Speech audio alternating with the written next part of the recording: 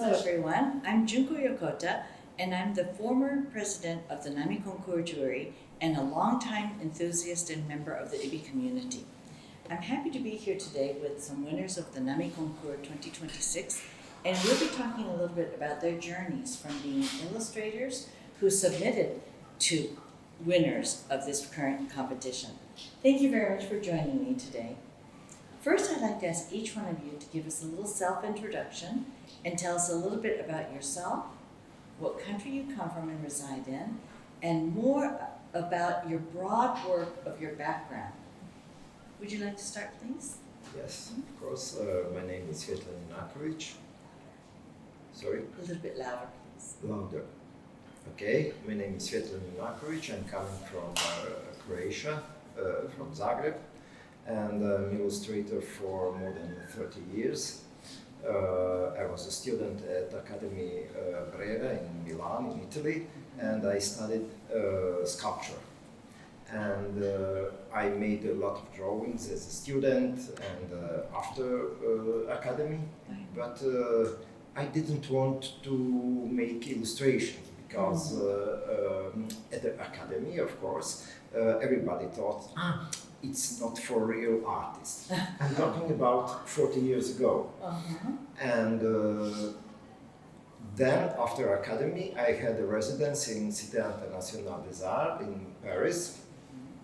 And I found a lot of picture books in Paris from French publishers. And I was very surprised. Oh, they are creating the books with drawings as I can do and what I like a lot.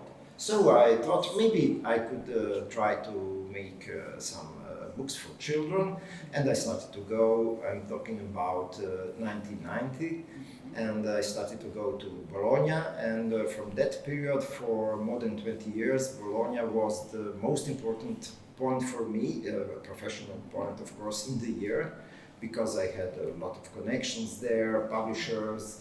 I participate at the exhibition 7 times. Then one art director from Paris, from Bayard Press, asked me, do you teach illustration? And at that moment I was a teacher of illustration in Italy, and I said, yes, of course, I have a lot of students. And she said, please don't send any more your illustrations to the exhibition, because you have to leave these young people. And that was a very nice period because I worked a lot. Now in the last few years I'm working much more with sculptures, but of course I'm every year I publish some books, new books. I see. So your journey has started with sculpture work, come to children's books where you blossomed for many, many years, and now you're in some ways coming back full circle to your earlier sculpture work, and yet continuing the illustration journey that brings you here today with us. I think it's now I have I mix everything, sculpture and my drawings for the books. For example, for the last book I made, this is the dummy. I will make one very big sculpture from the illustration, or sometimes I use my sculptures as an idea for illustration, and it's. I like the way in which you don't compartmentalize, but rather weave together your work. So thank you very much. Astrid, will you do a self-introduction and a little bit about your work overall? Yes, of course. Hello, my name is Astrid Verplanke. I'm an illustrator based in Belgium. I studied at the School of Arts in Ghent. And then I was doing some kind of stuff for theater, and that's where my first book came out. There was an audio experience, and I just illustrated some things that were in the audio.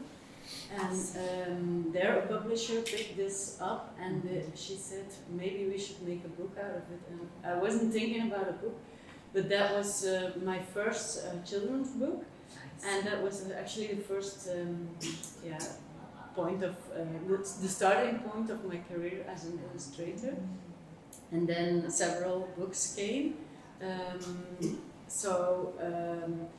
But I'm an illustrator, but I'm also a graphic designer. I'm a painter as well. In my studio, I made a lot of paintings, and for me, it's like a natural thing to do. I think inside I'm really a painter, and it's like a fluent, continuously thing that I do in my attic studio. It's a big playground where I can experiment with colors and shapes and giving a kind of expression about the feelings what I've been through or emotionally, so that it gets a big influence on my illustration work.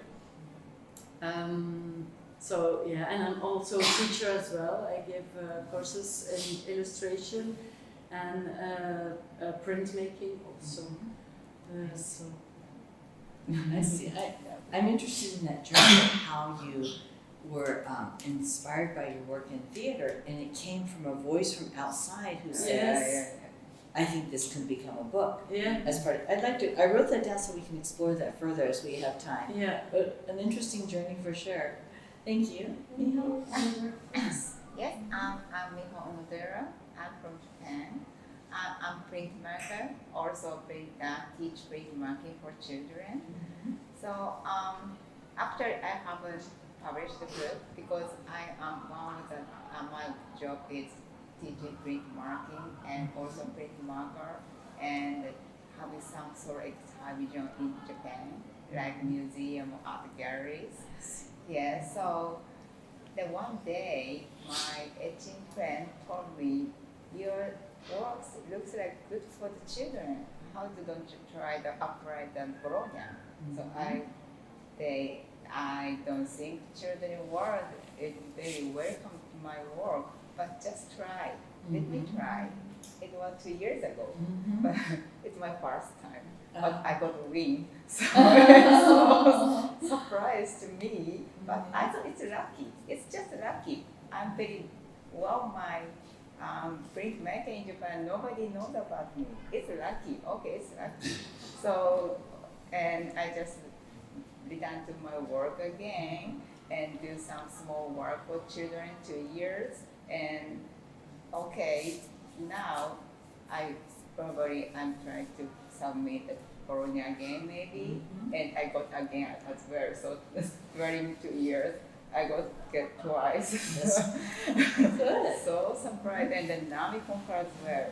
So now I'm slightly think about publish the book as newcomer for the new illustrators.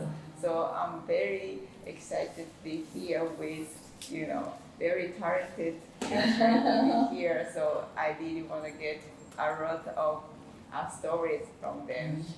Yeah. That's wonderful to hear. Yeah. What's particularly nice about the NAMI CONCOURS in this case is that, as you see, it's not the history of what you have already done, but it's the potential for being able to create something for children. Yes. And what's also interesting for me is to hear that, Svjetlan, you were discouraged from making illustration work at the beginning, and that it wasn't seen as particularly for true artists to make a picture book for children, perhaps, but you led yourself to it through the discovery of books.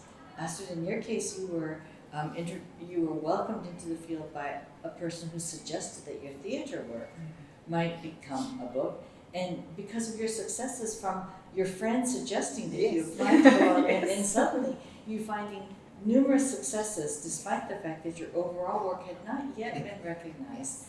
3 separate paths, and yet all coming together here at NAMI. I'd like to ask you specifically about NAMI. First of all, I'd like to know, what did you know about NAMI CONCOURS before you applied, and why did you decide to apply? And then I'd like to know a little bit about how, when you received the word about your award, how this fits into your understanding of your work as a whole, and then perhaps your impression a little bit, now that you have been to NAMI, how does the NAMI Award specifically fit into the work that you do. So let's go again in the same order. I'm sorry to keep going around in the same order, but you'll need a little break, so let's please. Okay, in 2015, I was in a jury at the Bologna Book Fair, Yes. and in 2013 I was in a jury of BIP in Bratislava. So I said to myself, I will not send any more my illustrations to the concours because, okay, I already shown what I wanted to show. But one of my ex-students, Wendy Vernic, she is the winner of Green Island this year. She asked me, Professor, why you don't send this year? There is a NAMI concours. I have never heard about it. And I said, oh, okay, why not? Right. And two of my students, they are both at the exhibition now, and we sent illustrations. And in the end, Wendy called me and she said, you are the Purple Green Island winner. So I was very happy. I phoned to my wife and I said, we are going to Korea. And that was about NAMI. Now I understand what NAMI is, and I will talk to my students, of course, and to the other illustrators, because it's really great. I found everything very nice and interesting. I see. It's nice that you go from not knowing anything, being informed by your students, yes, to now understanding the richness of the experience and the possibilities for the future too. But that's nice good even for all of us, that we have to learn during all our life. It's not finished because I didn't want to participate anymore to the concours. Right. We have to try. Why not? Right. To Exactly. show something Continue different, to to be show part some of the new, community. maybe indications for the young people and so Right. on. Well, we're glad that you did. There was a networking evening that was organized by the publisher that I'm with, and there were a lot of things you can do, and one of the topics was getting to a concours and all the like Bologna, the awards, all the awards. And there was Christophe de Vos who was explaining a bit about all these several kind of things, and he was talking also about NAMI, and I remember saying him that it was very, very valuable, very well organized, very, like it's like it's a very good thing to send your images to. And then I decided, it was actually the first time I decided to do something like this. So I entered the competition, and turned out to be the winner. So it was like the first time, and I was really, really glad to be on the short list. And I was looking at all these names. Wow, yes. I'm between them. And then later I got this email that I have won the Grand Prix. That was a very, very overwhelming feeling for me. It was very special to receive that award. And coming to the island here, you have a better sense of what NAMI is about? Yes, and I feel like I have to tell everybody that they should send their illustrations, and I can explain what it is to be here, and what a great experience it is, and to meet all these different kind of people from all over the world. It's such a it's such a richness that lays here on Nami Island. It's a great opportunity, isn't it? Yes, it is. Miho, and you? Yes, so actually I heard about NAMI contest 2 years ago in Bologna. At that time lots of illustrators come from all over the world. We talk about, hey, which contest we should apply next. And everybody say, let's try NAMI. And you know, I was not a children book illustrator and almost say, what is NAMI? It's a contest or praise or a name of the illustrator. And everyone say, it's a very famous illustrator contest in Asian area. It's the biggest one in Asia. You're Japanese, you must apply it. But it's not every year, so you should wait 2 years from now on. I said, okay, I should do it. I should apply it, but just try it.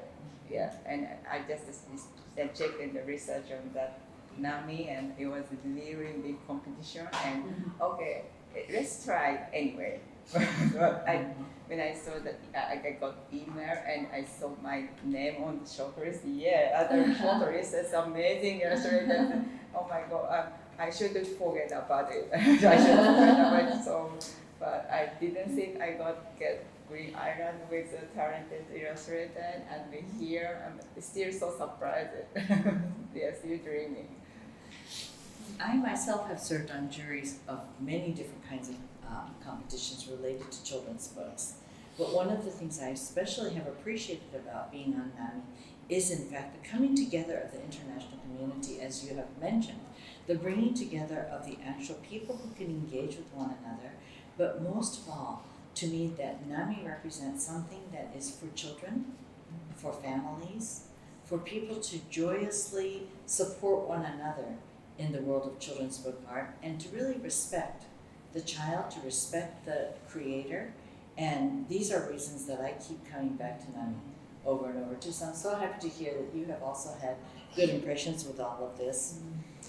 Well, let's hear about the winning works of this. We all have works that we have submitted for different kinds of competitions, but in particular for today, we would like to hear about your submission for NAMI, what your concept is that you submitted, some of the illustrations themselves, and then if you have your book, the book dummy, or the what you would like to present to us, please tell us how it fits into the scope of your storytelling.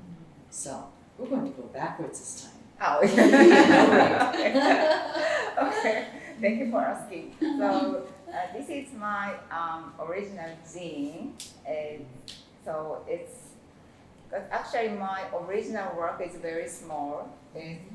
So it's usually I'm using 10 cent and 10 cent is small etching using. So this is actual size approximately? Yes, yeah, exactly, yes.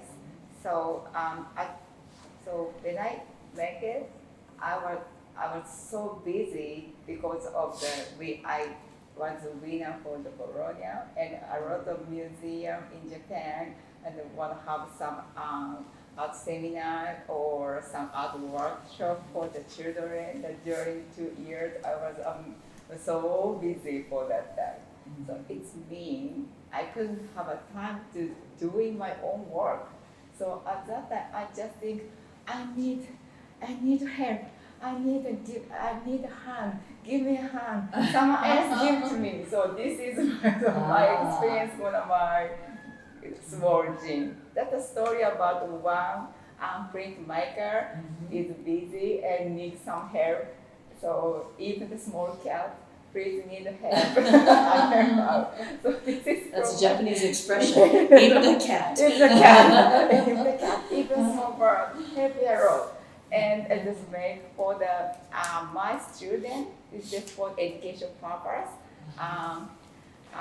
See, I'm busy right now, so but I make the book, something like that. So after that, okay, I haven't work right now, so I can submit both Bologna and NAMI. So I just submitted it, and it go win. So I think I'm gonna have the same title book next year. I see. But so please tell us a little bit about the medium that you use and how you go about creating this work that is the size of this particular. Yeah, size is So what is your process? What is corporate etching, printing. So I'm using the copper plate to make the printing works, and size of 10 cents each. It's a small one. That makes the process is printmaking, but it takes a bit of time to make it, and basically using black and white. But I just love black and white world.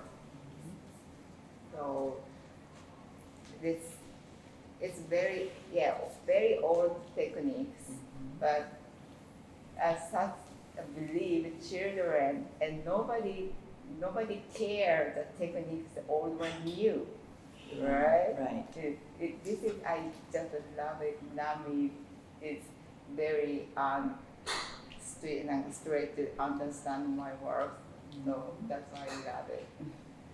Thank you. Thank you very much. And sometimes there's something to be said about that which is small enough that you engage at a very intimate level Yes. like this, especially when the details are such a prominent part of your storytelling.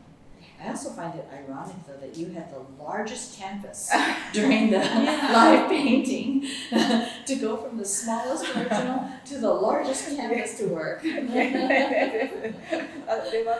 yet you rose to the occasion and you fulfilled the large canvas. Yeah, I feel like free now. Yeah. Yeah. Astrid, please tell us about your submission. Okay.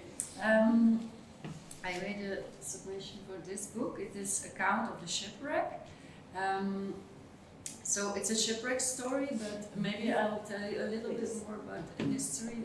There's a painful part in history in the 16th till 18th century, where there was like transatlantic slave trade in the shape of a triangle. So European ships went to the west coast of Africa to bring goods and so on. And there, from West Africa to America, there were a lot of enslaved people, who were all got into this boat, like millions of people in very horrible conditions, and they were transported as slaves and mistreated very bad in these boats also. Then they came to America, and then the boats went. The third part back to Europe with products like sugar and cotton, and that was like a triangle that went on, and there were so many people who died there in this part of the ocean. So this is actually in this middle passage, this book is happening. So now I can tell you a bit about the story of the book. So it is account of the shipwreck, and it's a shipwreck story that has been told by the mussel who clings to the hull of the ship. So the mussel is like registering everything, what he sees, what he hears. He hears things of the sailors above deck, and they're very busy doing all kind of stuff and cleaning the boat and doing all things. And the mussel, there's also a little crack into the boat where he sees that there's also people inside these boats, and there are a lot of people in there, but the mussel, he doesn't know the human world, so he doesn't get any idea of if there's a hierarchy or something like that, and he calls everyone a sailor, the sailors who are on the top of the boat, but also the enslaved people, he calls them sailors.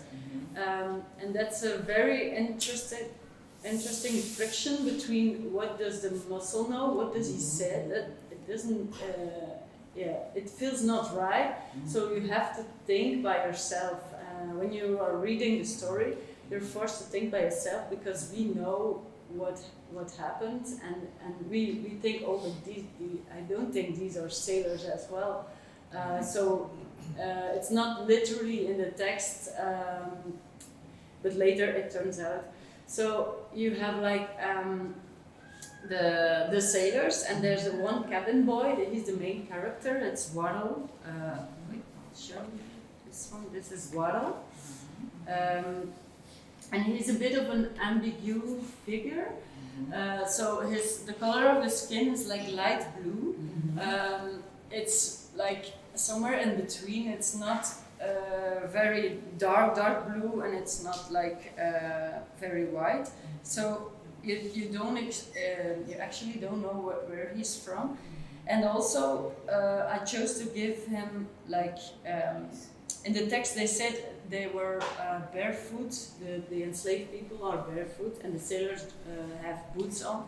So I wanted to give him like transparent boots, so you don't know where does he belong. He is like a figure that's somewhere in between. So we follow what is happening to the sailors and Wardle. Maybe I can show you the little crack into the boat. Yeah.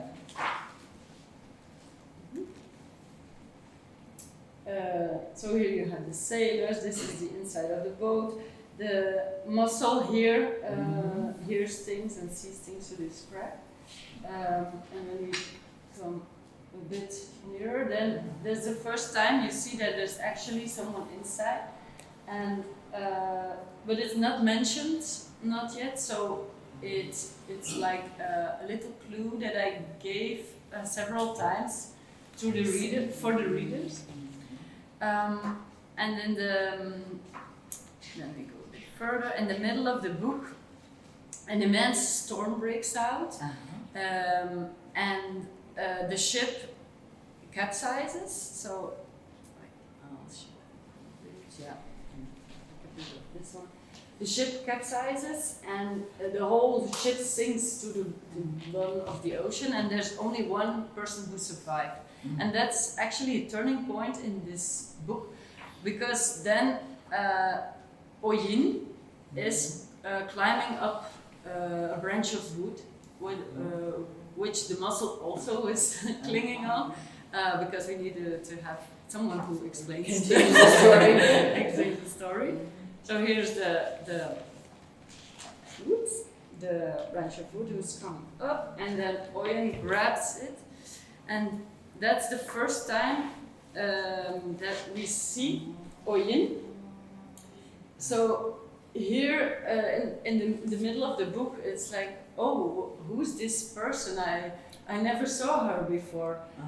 So here it's clear that it was an enslaved ship that is passing the ocean. So I wanted to give her like a hunched posture, like she's under a great or heavy pressure. She's also shaved, her hair is shaved, like she's, she has a chain around her wrist, and she had a lot of scars also in her face and in her, because I wanted to show that she's been through a lot of pain, and so here, that's actually the moment where she sees that there's a boy underneath the water, and she, after some hesitation, she decides to save him. I think she saves him because of he's that ambiguous figure. So because actually Waddle, the cabin boy, is she had pain also from him, but he was a boy. But she decides to save him also because she wanted, she had more chance to survive if he's also on this branch of wood. Nice. So she saves him, and then they go further and hoping to survive.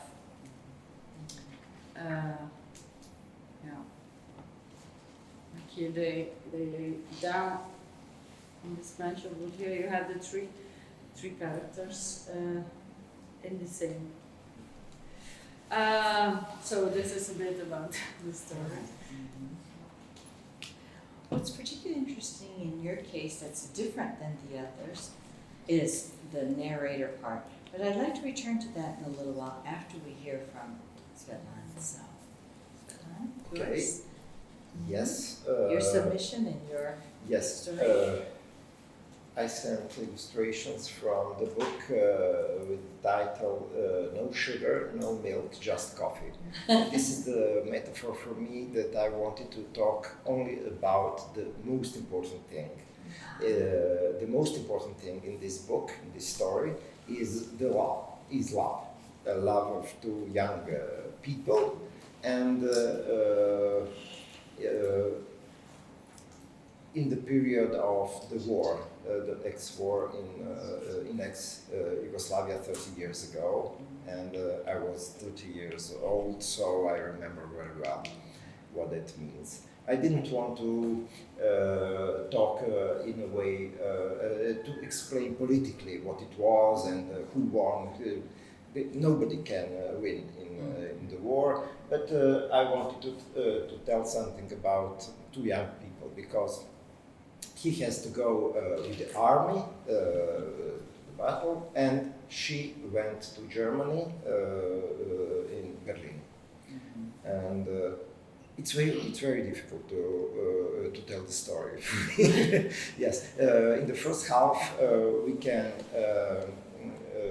we can see the story told by him, and in the second part the story is told from her, from the girl going to Germany. And okay, the book is maybe black and white, and I have only the stars in a color. I put her in a train station in Berlin, Hauptbahnhof in Berlin, with these stars. This is some kind of logo. It's a flag of United Europe.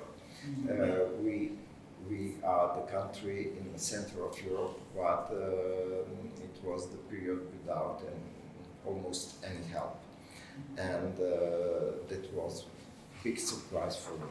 Okay, I said I will not talk about politics, just about the book. In Berlin you can see the stars because it's a big city full of lights, so you can't see that. But a lot of stars, you know, from Mercedes you can find at the streets.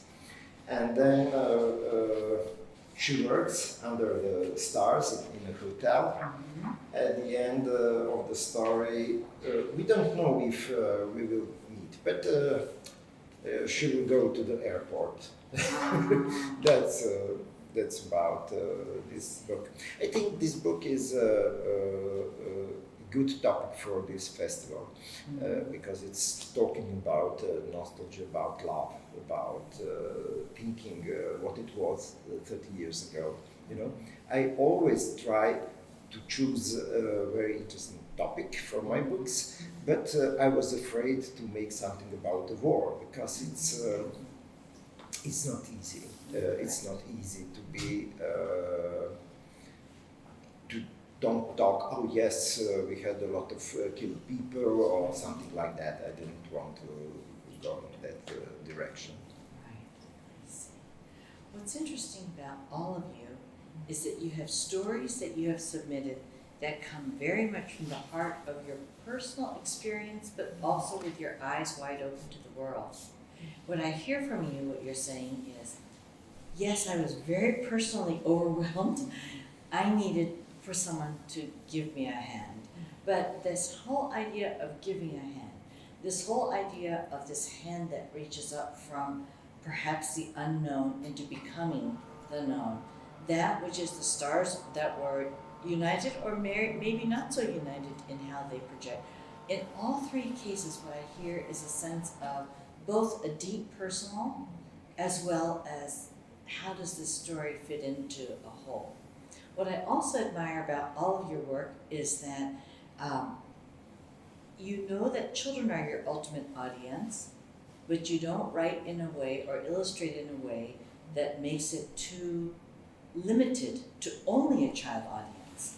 So certainly children are the audience, but broadly speaking, anyone who is willing to read, understand, and look at picture books are potential an audience with deep themes that cut across all age levels. Thank you very much for this too brief introduction to this particular work, but I know that we can look forward to hearing a little bit more later. I want to follow up a little bit with Astrid here because I believe in both of your cases, you have written your own text to accompany your work first. So your illustration came first, and then you wrote your own text, right? Okay. In your case, did you write first, or did you illustrate first, or simultaneously develop? When I work on my own text, it's always a mix. So of course, I have to write something, but then when I start with my drawings, of course, I change a lot of text because for me the illustration is much more important. I try to give my best in storytelling. Storytelling with pictures. With pictures. So if you can't understand from the pictures what I'm talking about, it will be very difficult to explain with some words. I see. So this very integrated process, Yes. if you will. Yes. And then Astrid, in your case, you had a separate writer and you as the illustrator. In what way do you feel that the original written part influenced your developing of story? And were there any negotiations between the two of you? First there was the text, the manuscript Marijn Broekhart sent me. And he said actually that it was hard to get a publisher out of the text only. Mm-hmm. And then, but I read the text and I felt, I had to do this. I felt such a connection also with the text and how it's written like it's a scene in the ocean, in the sea, and I would while I was reading, it felt like, ooh, these are waves were coming through me. And I felt, this is a sign I need to do this. Then I made some illustrations, then we looked to the text again, illustrations, text. And there was a point that Marijn said, I think it's a topic about slavery, colonization, anti-racism. We are two people who never get into touch with that. I never had racist comments on me, so I don't have that experience. So maybe we have like blind spots which we must eliminate from out this book. We see it from our perspective, but maybe we can ask other people. So. We sent them the manuscript and the illustrations while it was getting into the kind of shape, and with their expertise in all these topics, they questioned us about the manuscript. Why do you do that? Is that a good idea? Have you mentioned that we can see it like this? And these are so very interesting discussions that we had with them, and that enriched our project enormously. So for example, I can give you an example. There was, I think it was our Alice who said, you know, there are a lot of stories about colonization, and then there's one character and he becomes he's the main character, and he ends up like being a hero. And actually what I was doing with Waddle, I was like, is he becoming a hero? I don't know. So then I looked a second time, third time, and I really looked through the book, and I said, I think we must switch here characters, so Oyen becomes the hero. And it's in like, for example, in the way of composing the images, that she, like, for example, this one, that she has always the first, she's the one which you look at first, and in the text she's getting the main role, and you feel she's not enslaved anymore. She's she has the main hand on everything. Here I decided to give her a lot of space, and then Waddle becomes like smaller. So and it was because of what she said from you, take care. It may not become a hero story about the hero or something like that. And there are other things also that we changed after we discussed with them. And at the really end, we wanted to thank them. And you have like the stamp of a mussel. In the story, the mussel says, "I would never put my stamp under a text if it's not true." And then I made like another page where I would like to thank all these people who did this collaboration with us. And I asked them, can you give me 3 elements that are specifically you? And then I made like this small stamps for saying thank you for giving your critical look on our book also. So it's like a stamp of the mussel, but also all these people who brought their ideas to it also. That it's very interesting model. Very interesting model, especially because of the way in which you engage this panel of experts, if you will, to give feedback, and then you were willing to change how the story would develop. This is the first time I've heard of it at this level. You know, and I think that's certainly, as you saw from our audience, very applause-worthy. But what's also interesting to me is so often the history of children's book development in the field has been the author and illustrator often don't even have conversations with one another. Mm-hmm. You know, the author does the work, the illustrator does the work, the editor and the art director together help develop the final. But then I have heard some authors say the first time I saw the illustration completed was when the book arrived as a finished product in my hand. And so I think this newer way of thinking about the development of story is certainly a fresh approach. And it's also a way of opening your registers and way of thinking. I love to do that. I mentioned it in my speech that like illustrating is a form of thinking for me, and also you learn a lot about it. I learned from Marijn, I learned from everyone who was helping me with this book, and I think, like you said, you learn your whole life, so why won't you listen to each other? And Very nice. So, Miho, do you have conversations in your head with yourself? As you're developing and redeveloping story. Yeah, so because we certainly heard that from Svjetlan. Yes. So I just realized that publishing the world is sometimes hard to make very best one, right? Yeah. So you have a word, and a publisher has a word, and also an editor has a word, and all the words have created something.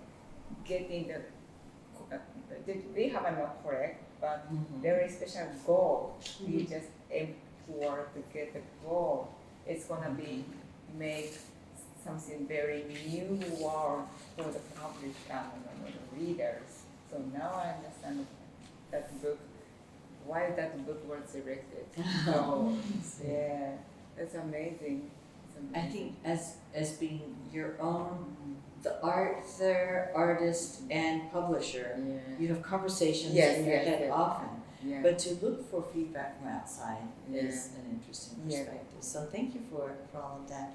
As I look across the themes that we've talked about in all of this, one of the important aspects of this particular festival is there's a festival theme. And I'd like to read to you from the paper on what is meant by Nangman. The theme of NAMBOOK 2026 is Nangman. It is a uniquely Korean word that cannot be fully translated into a single English term. It refers to the courage to face reality with optimism and hope, the ability to dream and follow whatever your heart is drawn. It can also evoke nostalgia, empathy, togetherness, romance, and hope for dreams. one of the things that came to mind for me as I listened to each one of you and as I looked at your work is that while in some level we say, for example, I'm not going to bring politics into the discussion today, but in fact, the very act of our creating something is a political act in a sense.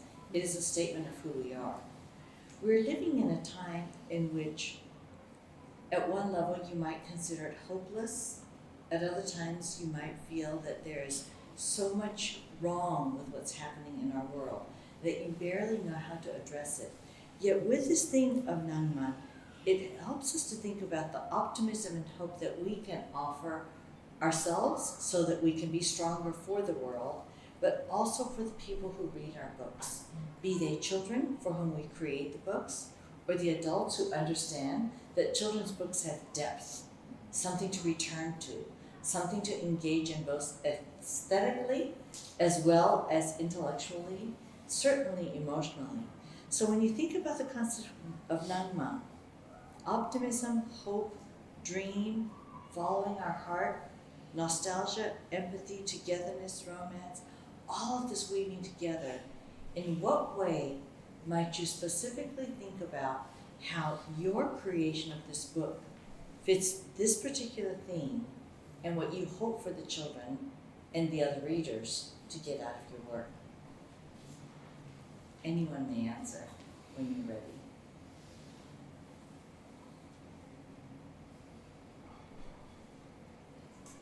Maybe I can start. Please, thank you. For me, when I was a kid, we learned at school, like in my head, it was a very, very short time of colonization, slavery. And it's something that we are not proud of. It was like the teachers just said it, and then no, we moved on. I never saw an image of people who were in this boat, or so for me, that was a reason to bring this book here, to make it, that maybe children can read this, see images, think about it, reflect what has happened, look up for themselves, what has happened, and what do I think about that. So it was like an act of I feel that there's something missing in children's literature, and I want to fill the gap a little bit. And the Nangman theme, it's a big word. Big concept. Yeah, it's a big concept. And I was thinking last day, so what is it then for me? It's like something from the past that you want to keep, and then also what can you bring to the future? And that's why I love making books. It's like I made this now, but in 10 years, this book will maybe perhaps somewhere on a table, and there will be a child who's reading it, and in 15 years, so it has no limits. And I love that feeling, and it's about Nangman is also a bit of it's somewhere in the air, and so you can send your books, whatever the topic is about, and so many years later there can be a child who is very charmed or moved or laughing at your images. I don't know if that's an answer to the Nangman question, but it's your interpretation. Yes, of yeah. what it means to you. That's what's important. Yes. So. Okay. So, okay, next. Yes. Maybe. So, in Japan, Nama is very similar. We have very similar meaning, I believe. But for me, Nama is sometimes people believe something very far from our experience, like a very dreaming world, all good days. So, and Nama itself, as you say, it's a big meaning, very big meaning. Nama is, But for me, Nangman is each small things in daily life itself is also Nangman, right? For example, like in Nami Island, in the sunset time, the island's gonna be very quiet, and the sun is going down. The time is very slow. The forest shape is just getting the graph, and the shadow is very beautiful. It's hard to explain that time is just beautiful, but I cannot explain very well. It's very kind of quiet. The smell is so grass and bread smells very nice. That sometimes I feel Nangman, but I'm not sure it's correct or not. There are no correct in the world. It's a huge meaning, and I just keep that my experience in my pocket and bring it back to Japan. I think that's Nangman to me. I like your idea of talking about both the bigger world ideas, but also the deeply personal, small, in your own pocket, what it means on a day-to-day basis as well. Both very interesting inclusive concepts within Nangman. Would you like to comment on this as well? Yes, of course. I should tell that I don't have another topic than Nangman. I'm always talking about that because in the war I found the love to talk about love. Yes. In the other books, for example, I have one book about the dad who has lost his job. He's dead in pyjama. It's Nangman because they have a problem in the family with dad without work. Or in the other books about art, I made about classic. They have. I love it. That's Nangman because I like animals, I like art. So I made the book with animals at the place of human in the very famous pictures. Then I made the book about the modern art. It's always Nangman because I like it a lot, and I have big nostalgia. I like to go to the museums to see the things. When I can feel very excited when I'm close to that. So that could be Nangman. So I was very, very happy when I found in the email that fact that Nangman is the topic. Of course, we don't have that word, but in explanation I could understand, that fits very good with my books. I like how you have embraced this for your whole totality of your works. But I might also say that as I read that was the theme for this year, perhaps it's a theme as a word, catchword for this year, but it is in fact what Navi Island represents as a whole. So I'm sure when we come back together in the future, whether it be the autumn of 2026 or if you come back in 2030, whatever time you come back, you will feel this very much as being what NAMI represents as a whole for the people who come to this island. So through your books as well. Thank you. One of the things that I think about is that you're creating books. We've heard about this one book creation that we have done for this particular time, but as you look toward your future, what is it that you would like to do? Would you like to experiment differently with different mediums, with different ways of telling stories? What do you think you would like to do in creating something for which children are potentially an audience, but perhaps the larger world as well? What's that kernel inside you that's waiting to grow into a book for children?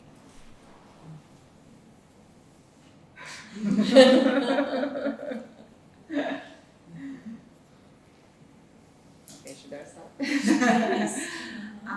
Actually, as I'm very newcomer for the children's books, until today, I think the children's books is very for the children. I mean, the very story about animals or party or something like that. But now, today, I realize a lot of things from the very historical thinking can make the children's books. So actually, I'm reading the and one of the town in Japan, which has American big Navy base. And we have a very big history about between American war and my hometown. So that history is little bit complicated, and it's not the sad story, but if I say like American Navy base or Japanese history or something like that, sometimes people think very hard to make children book. But now I'm just thinking about the story about my town. Yeah, it's between Japanese history and American Navy base story. It's probably not so big welcome to Japan, but it's possible to make the book for over the world. So I'm very scared to make it before, right? But now I realize I have a chance to make it. So you guys give me a power. Thank you very much. That's nice that you're having this inspiration of accomplished works Yes. to give you a sense of hope for Right. creating the story that Right. you would like to create. Yeah. And Svjetlan's saying, Yes, but I've already done this all. I think there is no topic which is not good for children. We have to talk about everything. When I'm making my books, my own books with my stories, I don't think about children, because the children can be very different. And I think we have to talk to them, we have to play with them and with the books together. Otherwise, they will watch, they will say, oh yes, it's nice, and then they're going to watch the television, something much more dynamic, different. So I think we have to read together with them the books and to explain to them. When I made this one, I wanted to have this book as the invitation to go to the museum with children, to talk with them. What we can see, what we like, what we don't like in that. And there is no thing we can't talk with our children, but we have to talk. A lot of people doesn't find enough time to talk to children, and I think the book can be a wonderful reason why we are together. We can start to read, and then we can find one, for example, this book has the title Allegro, ma non troppo. What that means, why it's in Italian? Because it's the part on the notes, it's the introduction, how you have to play. Would you like, you can ask the children, would you like to play piano or something? We can try. You don't have to buy immediately the piano, but you can try to play or something else.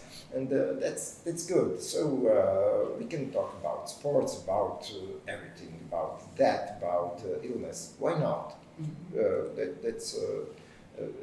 That's great. So what I hear you saying is that you have no limitations on what you're willing to talk about with children in your books, but also what I appreciate is that you focus on the role of the adult who interacts with the child related to the book. And this whole idea you kept saying about you have to talk to them about it. You have to take them to the museum. So your book that you are offering them is the invitation, but the importance of the adult. And I would say many of us, including some very esteemed members of our audience today, are very engaged directly with the children. We ourselves are not the creators of the books such as you are, but we are the ones who passionately believe that your books deserve to be in the hands of children, but that the adult mediator can do something that helps direct the thinking to say, let's go deeper into this story. Let's not just take it at the face value. Let's have an experience that's related to it. And I think that you would have a lot of people nodding their heads in this audience who would say to you, yes, in fact, your books do exactly what you hope.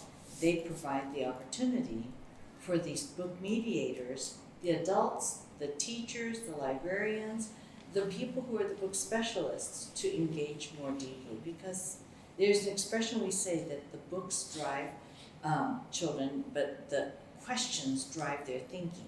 So we need the adults who will intervene with some questions that will say, think more deeply about our world we live in. Thank you for all of your responses to that. As I draw towards our conclusion of our talks, there are some things in which I know that you always wanted to talk about, but nobody asked you. So I ask you, is there a question that you wish you could have answered, you want us to know about? Something that, I have something to say. And if so, this is your chance to say that something. And while you're thinking about that, I will also at the same time turn to the audience to see if I need to write down any questions from the audience you'd like to address to anyone.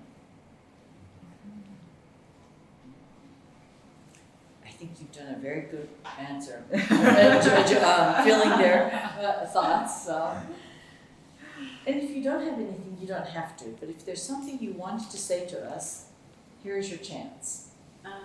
Maybe your last question was from the what will you do? Which books will you bring in the future? I was thinking that the world, this world now needs more empathy, and I would love to make books that creates empathy by little children and young adults. So it's a big challenge, and there are a lot of topics that I can use for that. But it's books have a lot of power, and I think empathy is one of the things that I love to lay in the books, that they can feel this empathy. Thank you. Yes. Okay. Something in which you're offering them that gives them a place to feel an empathy for others. Yeah. Thank you. And I think we are doing that to show and to give the chance to the children to think about better world. I know it's maybe seems like a phrase, you know, it's so difficult to explain. But I think that the people, very important people in the politics today, they didn't have good books as children. They must not have.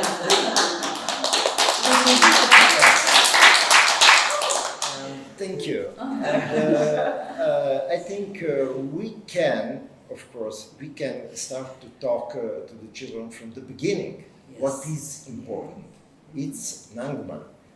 That's important, and the love, it's very important, and to understand different people, that's very, very important.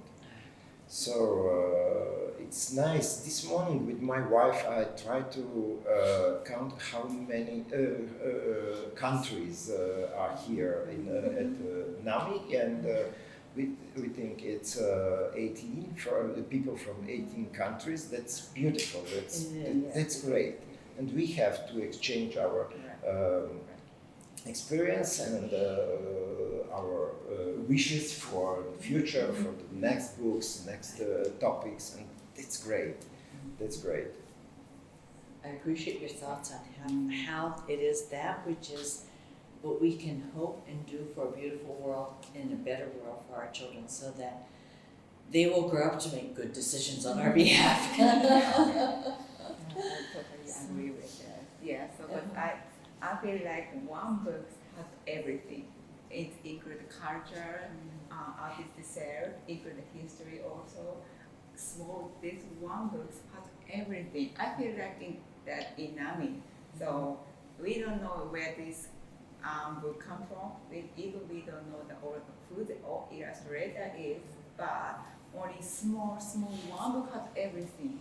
And once children can get that book, she or he can get everything from the all over the world.